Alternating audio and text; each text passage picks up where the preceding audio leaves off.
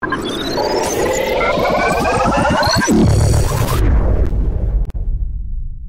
вами журналист Олег Жилнин и передача «Зона особого внимания».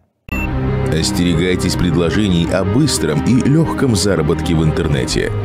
Если же данные или деньги попали к мошеннику, сразу обратитесь в службу поддержки банка. Сотрудники банка заблокируют карту. Если же деньги перевели на карту злоумышленников, незамедлительно обратитесь в полицию. Мы продолжаем тему дистанционного мошенничества. Только за прошедший год, 2023, и за 9 месяцев этого года дистанционными мошенниками похищено более 1,5 миллиарда рублей. Это только у якутян.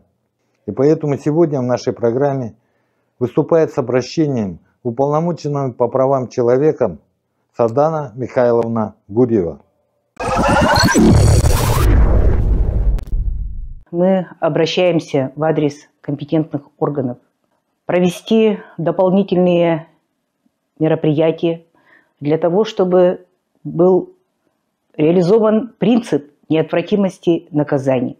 Обращаемся к банкам, сотовым операторам принять дополнительные меры для того, чтобы были сохранены деньги и впоследствии недвижимость наших граждан.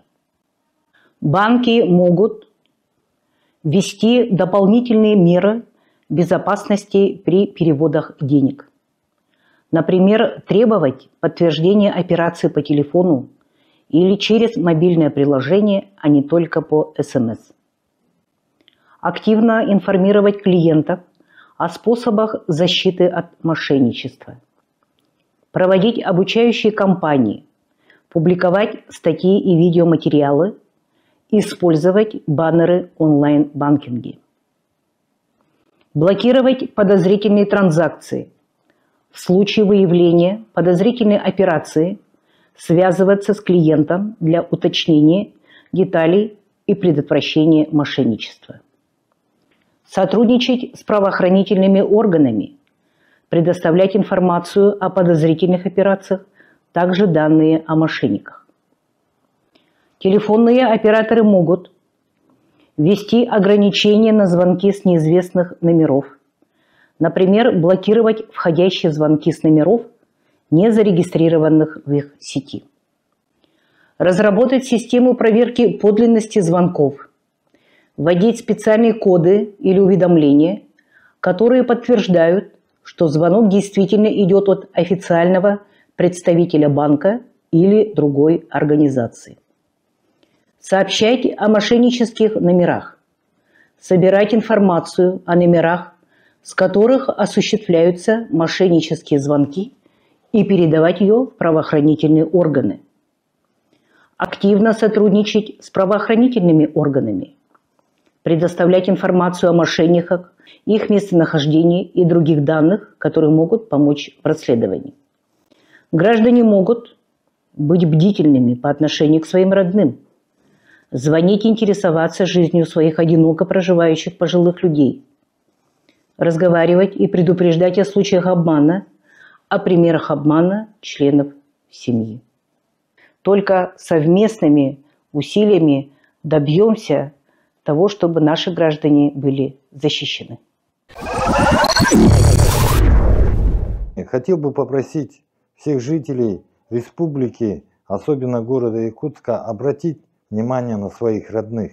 Ведь в основном подвергаются мошенничеству люди пожилого возраста. Поэтому хотелось бы, чтобы вы обратили особое внимание на своих родных.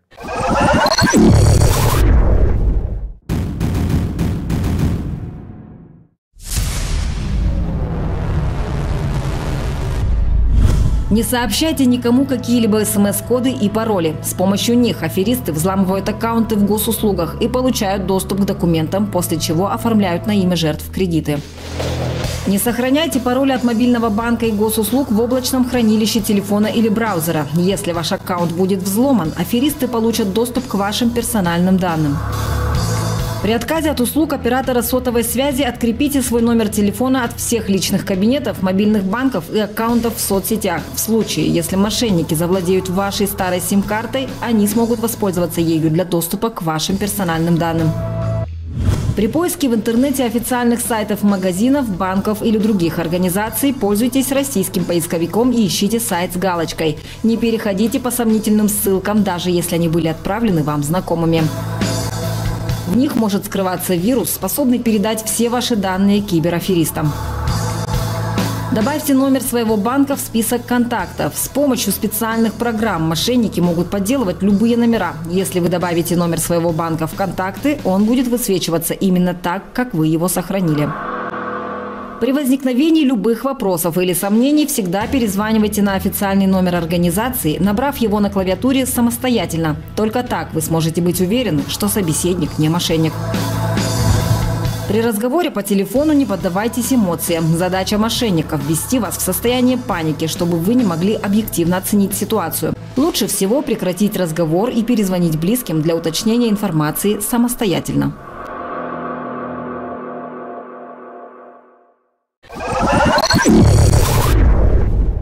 По данным Следственного департамента МВД России совершено более 1,5 миллиона гиперпреступлений.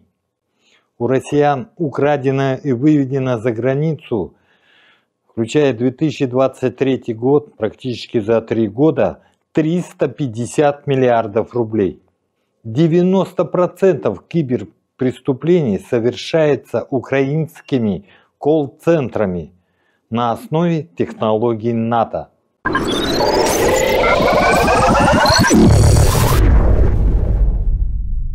Сегодня наша передача посвящена одной из тем дистанционного мошенничества, как одном из методов террора для населения.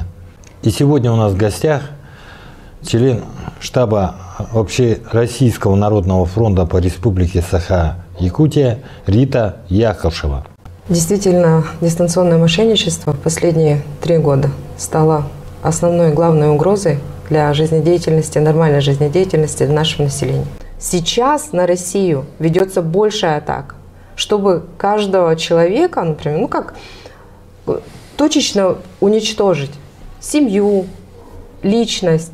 Условно говоря, это информационная война, которую ведет с нами Запад вот таким вот некрасивым, ужасным способом, потому что от действий дистанционных мошенников страдают все.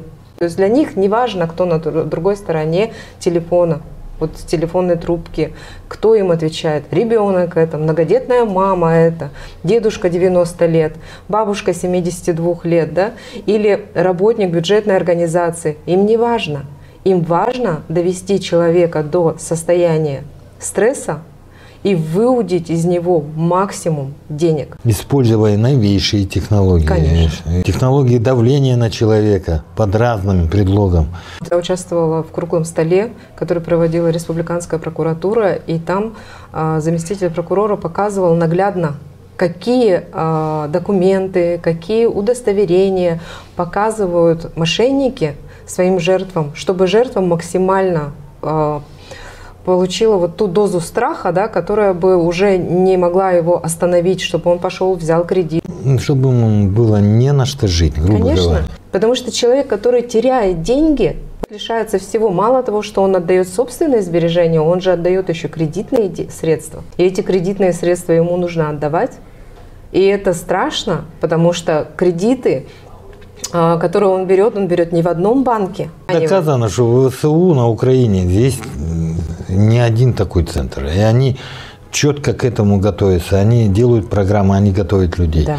И в итоге человек, особенно из глубинки, человек неподготовленный, он становится жертвой. Из этих людей готовят террористов, которые потом, извините, по звонку за деньги идут и делают теракт. Эта система обмана, вот дистанционного обмана людей, это мировая проблема.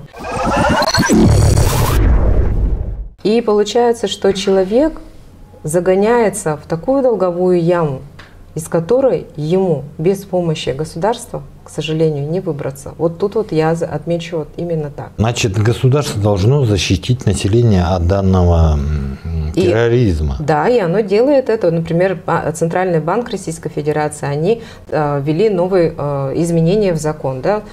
Эти изменения внесены 25 июля текущего года. И они обязывают коммерческие банки приостанавливать подозрительные переводы. Народный фронт сейчас готовится к большому форуму, в котором будут участвовать как государственные органы власти, будут участвовать все представительные органы. Да? И мы хотим привлечь внимание не только государственных органов, но и населения, чтобы люди наконец-то поняли, что против каждого россиянина ведется война. Против каждого. Мы не устанем говорить о тех платформах, которые уже есть у Народного фронта. Это мышеловка, с помощью которой можно указать на мошенника, да, чтобы было легче и правоохранительным органам найти преступников. И чтобы другие граждане уже не попались, зайдя на сайт, они просто проверят входящий номер телефона. И если этот номер телефона принадлежит какой-то мошеннической компании или мошеннику физическому лицу, они сразу это увидят. Государство должно защитить от такого вида дистанционного мошенничества. И пока мы в этой борьбе сильно уступаем. И вот Народный фронт хочет провести форум, какие меры тогда придется государству все-таки создавать? Да, государству придется дополнять действующие нормативные правовые акты, действующее законодательство в сфере оказания финансовых услуг и так далее. Да? То есть здесь, если мы добьемся того, чтобы хотя бы вот эти ограничения были введены для социальных категорий, то я уверена, что 30% населения нам точно удастся спасти. Куда можно обращаться населению по своим вопросам, даже по любым? По любым вопросам можно обращаться на сайт ОНФ.РФ, установить на свой мобильный телефон мобильное приложение Народного фронта и стать как активистом, так и тем, кому нужна поддержка и помощь вот буквально сейчас. Да?